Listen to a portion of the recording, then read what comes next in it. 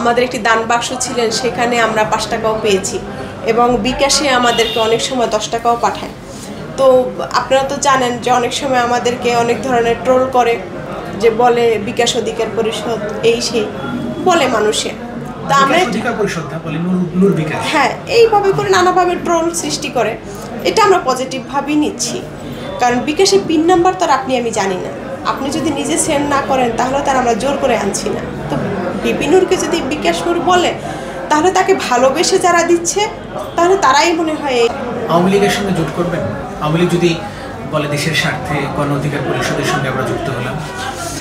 দেখেন, আওয়ামী লীগ একটি পুরনো একটি দল, বাংলাদেশের বৃহত্তম 2টি রাজনৈতিক দলের মধ্যে আওয়ামী লীগ একটি দল, এবং এখানে যারা শীর্ষ নেতৃত্বে যারা রয়েছেন তারা ম্যাক্সিমামই হচ্ছে গিয়ে তারা ক্রাইম করেছেন এবং তাদের সাথে মামলা রয়েছে। এখন তারা আইনকে মোকাবিলা করে যদি তাদেরকে সেই ধরনের পরিবেশ পরিস্থিতি তৈরি করে, সে সিদ্ধান্ত জনগণ নেবে। তবে নীতিগত দিক থেকে গণ অধিকার পরিষদ আওয়ামী লীগের সাথে জোটে যাবে না। আচ্ছা, একদম ক্লিয়ার কাট। একদম। আচ্ছা আপা, আমার একটা জানার ইচ্ছা, এনসিপি মানুষের কাছ থেকে চাঁদা তুলে এবং পৃষ্ঠপোষক আছে, গণ অধিকার পরিষদের পিছনে কে আছে? গণ অধিকার পরিষদের পিছনে আপনারা আছেন, আমরা আছি। আমি টাকা দিই না। আপনি দেন না, কিন্তু আপনার মতো অনেক জার্নালিস্ট আছে যারা আমাদেরকে পছন্দ করে, ভালোবাসে, যারা আমাদেরকে দেয়। এমনকি আমরা আসলে সেটি অ্যাকচুয়ালি নির্বাচনী সময়টা আপনারা বুঝতে পারবেন, তখন আসলে দেখতে পারবেন যে ব্যালট বাক্সে আসলে যখন বিপুল ভোটে গণ অধিকার পরিষদের প্রার্থী জয়ী হবে, তখন আসলে আপনারা বুঝতে পারবেন যে সেই সক্ষমতাটা আমাদের তৈরি হয়েছে কিনা। তবে এই দলের একটা কর্মী হিসেবে আমি বলতে চাচ্ছি যে গণ অধিকার পরিষদ দীর্ঘ 7 বছর ধরে যেভাবে করে মাঠে চষে বেরিয়েছে, যে সেখানে এমন কোনো উপজেলা নেই যে আমাদের কমিটি দেয়া হয়নি, বা এমন কোনো জেলা নেই যে কমিটি দেয়া হয়নি। তো বিভাগ, জেলা, উপজেলা সব জায়গায় কমিটি দেয়া হয়ে গেছে এবং সেখান থেকে আমরা প্রচুর সাড়া পাচ্ছি। আগামী নির্বাচনে অনেকে ক্যান্ডিডেট হওয়ার জন্য যোগাযোগ করছে এবং আমাদের দলের মধ্য থেকেও তরুণ নেতৃত্বের মধ্যে 1 থেকে 150 আমাদের প্রার্থী অলরেডি রেডি হয়ে আছে। তারা নির্বাচনকে সামনে রেখে তারা তাদের মতো করে প্রস্তুতি নিচ্ছে। তো সেই জায়গা থেকে বলতে চাচ্ছি, গণ অধিকার পরিষদ আসছে নির্বাচনে 300 আসনে প্রার্থী দিবে।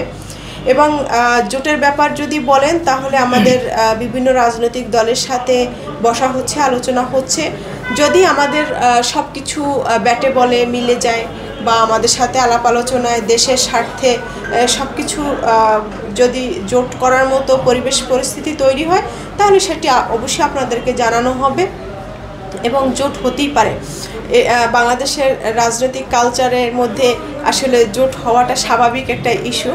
আর ছোট ছোট যতগুলো দল রয়েছেন বা বড় যারা দল রয়েছেন তাদের সাথে আমাদের সমান তালেই আলোচনা চলছে এবং খুব শীঘ্রই ভালো একটি ফলাফল হয়তো বা দেখতে পাবেন। তবে এই মুহূর্তে যেটা আমাদের প্রস্তুতি, আমরা 300 আসনের প্রার্থী দিচ্ছি এবং সেই অনুযায়ী গ্রুমিং চলছে এবং সেই অনুযায়ী আমাদের কার্যক্রম চলছে। উপাধিটা দিচ্ছে এবং যারা ভালোবেসে দিচ্ছে না তাদের কাছে তো আর আমরা চাচ্ছি না। আজ পর্যন্ত তো কোথাও শুনেননি যে গণ অধিকার পরিষদ কোনো ব্যবসা প্রতিষ্ঠানে গিয়ে বা কোনো ব্যক্তির কাছে গিয়ে কোথাও চাঁদা চেয়েছে বা আমার শীর্ষ নেতৃবৃন্দরা চেয়েছে। এখন দল বড় হচ্ছে, সন্তান বড় হচ্ছে, ছেলেরা বড় হচ্ছে, 2-1টা অপ্রীতিকর ঘটনা ঘটতে পারে এবং আমাদের কানে আসার সাথে সাথে আমরা স্টেপ নিচ্ছি। 2-1টা হচ্ছে, তো সেই জায়গাটা না, 2-1টা জায়গায় বিশৃঙ্খলা হচ্ছে, নানা ধরনের আমাদের কাছে আসে অভিযোগ। সেই জায়গা থেকে আমরা যখন যাচাই বাছাই করি দেখা যাচ্ছে সে আমাদের সদস্যই না, কোনো এক কালে এসে আমাদের অফিসে একটা ছবি তুলে গেছে, এটাই তাকে দিয়ে একটা বাণিজ্য করার চেষ্টা করছে। তো সেই জায়গা থেকে আমরা সেখানেই তার বিরুদ্ধে আমরা ব্যবস্থা নেওয়ার চেষ্টা করছি। এখন আমাদের পিছনে আমরা কেন্দ্রীয় বডি যারা রয়েছি এবং আমাদের বিভাগ রয়েছে, জেলা রয়েছে, সবাই আমরা একটা চাঁদা দিই। তা আমার সেই চাঁদা দিয়েই আমাদের অফিস চলে। আমাদের একজন অফিসের একটি স্টাফ রয়েছেন, তাকে আমরা বেতন দিই, আমরা ইলেকট্রিসিটি বিল দিই, ওয়াইফাই বিল দিই, এভাবে করেই আমাদের চলছে। এবং আমাদের দলের যে অ্যাকাউন্ট রয়েছে সেখানে আপনি যদি চেক করে দেখেন তাহলে দেখবেন আমাদের সেই অ্যাকাউন্টটি ওপেন করা আছে। আপনারা সে ব্যাংকে গিয়ে খোঁজ খবর নেন, সেই অ্যাকাউন্টে টাকা নেই। এবং আমাদের যত নেতাকর্মী রয়েছেন সেখানেও কিন্তু কোনো টাকা নেই। সেই অ্যাকাউন্ট অ্যাকচুয়ালি কত টাকা ট্রানজ্যাকশন হয়েছে, সরানোর মতো ট্রানজ্যাকশন হয়েছে কি না সেটি মুখ্য বিষয়। সেটি আপনারা দেখতে পারেন যে সরানোর মতো টাকা, সরানোর মতো টাকা হলে মিনিমাম 1 crore প্লাস হয়ে গেলে মেবি সরানোর একটা চিন্তা আসে। 1 crore হয়নি দাদা। ফাতেমা তাসনিম আপু, আপনি কত টাকা করে চাঁদা দেন? আমার ঠিক নেই, আমার একটা ছোট ব্যবসা প্রতিষ্ঠান আছে, সেখানে যদি আমি এই সংগঠনের সাথে কমিটেড, আমার ইনকামে 20% এখানে দেই। তো সেক্ষেত্রে মাঝে মাঝে একটু চাঁদার পরিমাণ আমার একটু বেশি হয়ে যায়, আবার যখন একটু কম বেচা বিক্রি হয় তখন একটু আবার। সর্বনিম্ন কত দিয়েছেন?